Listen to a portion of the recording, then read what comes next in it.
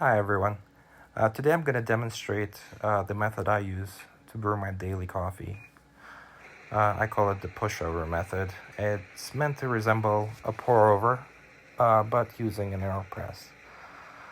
The reason I came up with this method is because I was struggling with my pour-overs, primarily because they were stalling. Now I don't know if it's my grinder or my technique, and there are a lot of variables that go into making a pour-over, which is the part that makes it a bit frustrating. So in this method, I'm using a JOEPRESSO with non-pressurized 2-cup basket here and 14 grams of coffee. Placed a paper filter on the bottom.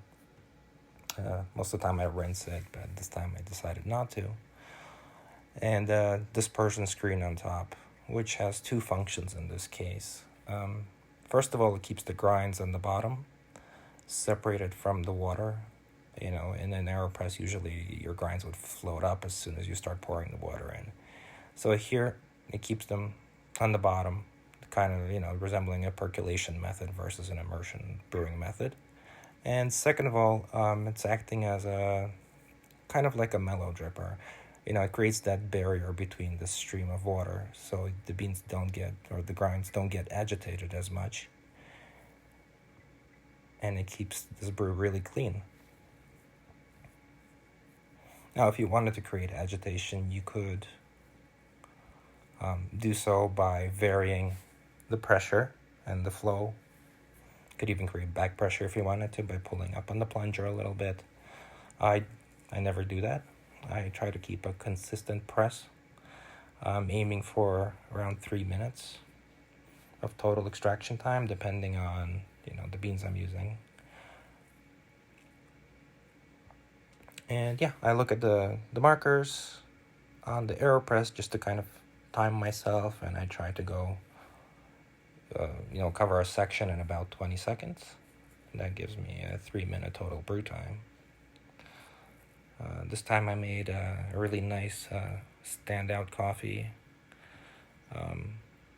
Standout Coffee is the roastery in Dublin. And this is a Jose Geraldo Colombia, a natural processed papaya variety. It's really delicious, and for that reason I added a little bit more water to coffee ratio just to extract all those flavors.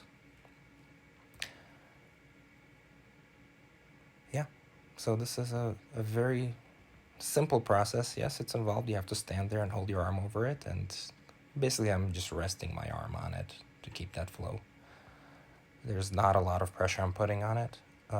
It's not like a regular JOEPRESSO espresso method where you actually have to press. Here it's just basically controlling that flow and making sure it doesn't go too fast or too slow. That's all you're doing here. So if you have a JOEPRESSO, pick up a non-pressurized basket if you don't have one, and give this method a try. If you don't have a JOEPRESSO, go get one. What are you waiting for? If you have an AeroPress, I feel like you'd really enjoy it. That's it. Thank you for watching.